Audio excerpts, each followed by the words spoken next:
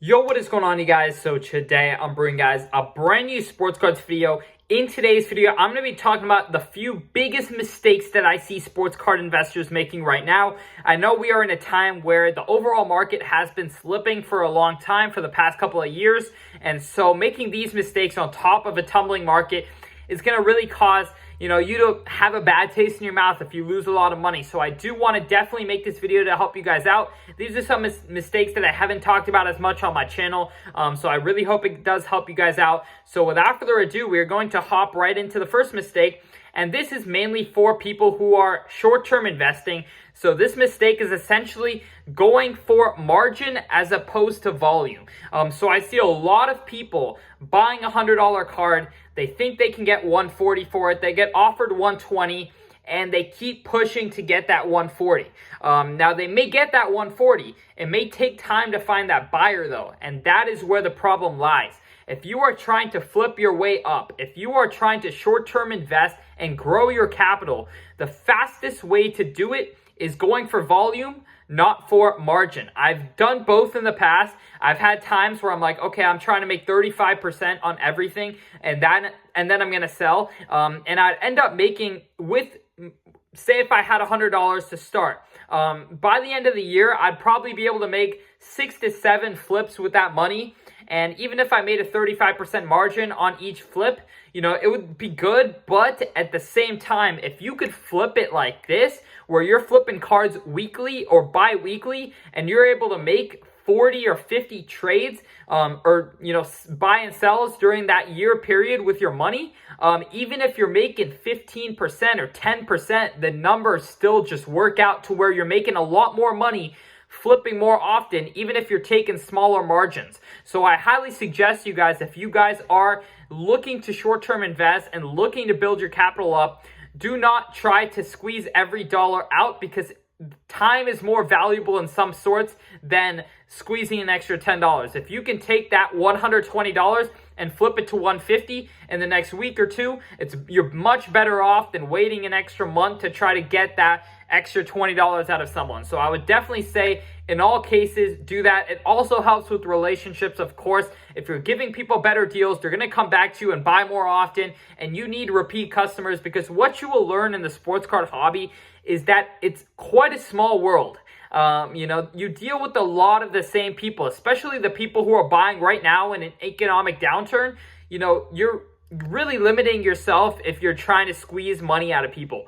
You got to do deals with everyone who's buying right now. And I think if you can continue to do deals with people who are, buying, you're giving them better deals, and you keep doing deals with them, you're going to be much, much, much better off than trying to squeeze every dollar out of someone, making less trades, not keeping the best relationships. That would probably be like the number one mistake that I see short-term investors making.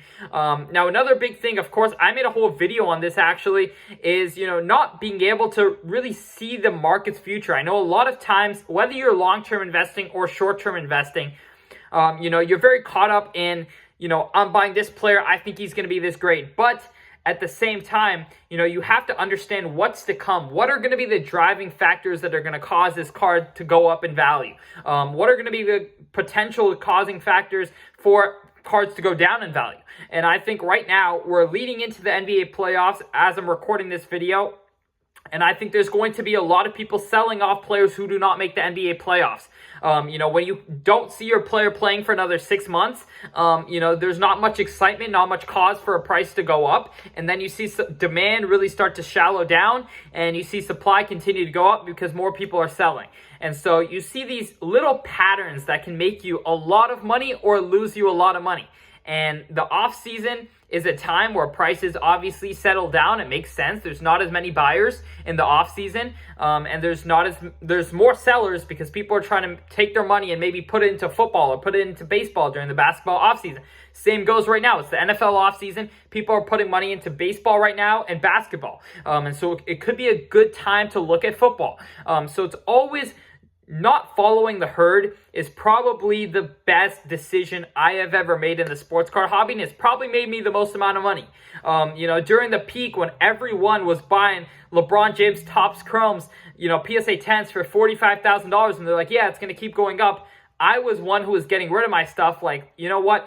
I know everyone's buying. I know there's a lot of hype, but this just doesn't seem right. It's not sustainable. And right now, we're in a time where prices are going down. And funny enough, when prices are going down and prices are down here, people are scared to buy. Which makes absolutely no sense to me, because when prices are down here, there's less risk for it to go down more, because it's already come down all this bit. Sure, it could come down a little bit more. No one can ever time the bottom, but I'd rather get it, just buy in slowly and invest when prices are low.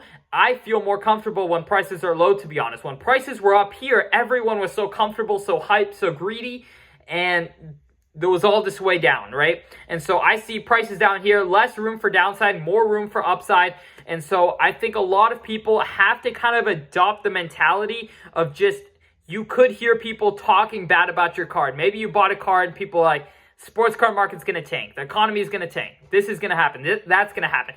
During every bottom is oftentimes the best buying opportunities for all different asset classes. Of course, you're never going to time the bottom.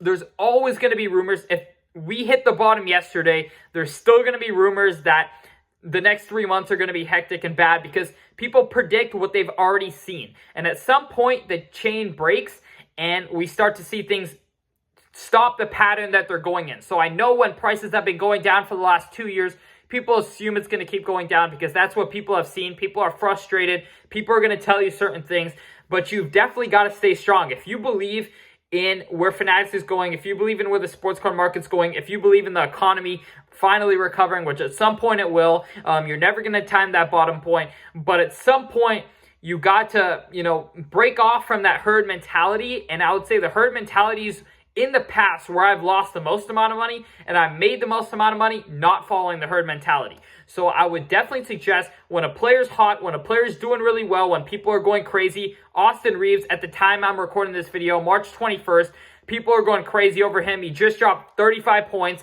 and everyone's buying up his cards. People are bidding $400 on an Orange Wave Prism out of 60, and there's still like 4 days left on the bidding. I don't know what's going on. Everyone's going crazy and saying he's going to be the next hottest player.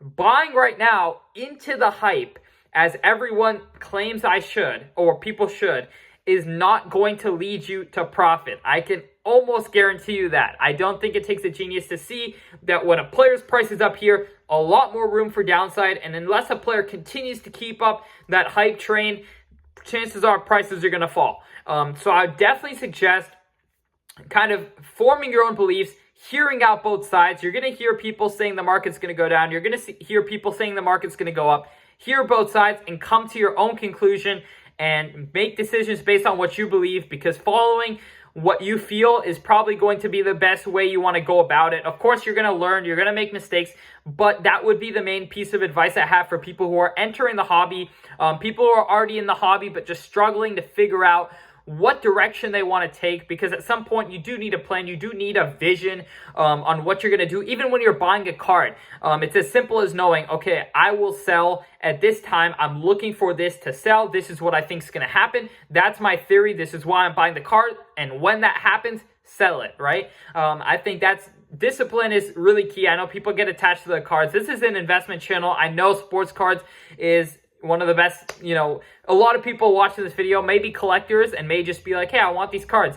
I would say this video is probably not for you. I do appreciate the support. We all love sports cards, but we do see it from different sides. I am personally a collector and an investor. So I see it from both sides. I see the investment side where I'm like, yeah, I love sports cards. I love doing it. I love being in the business. I love the people. I love the actual cards. But at the same time, I also see it as a business so I can sustain myself. So, you got to see it both sides, but I really hope you guys did enjoy this video. I feel like I'm rambling on a little bit, so I'm going to close it out. I hope y'all enjoyed. Make sure to subscribe. We are on our way to 50,000 subscribers. Other than that, I hope y'all enjoyed, and I'm out. Peace.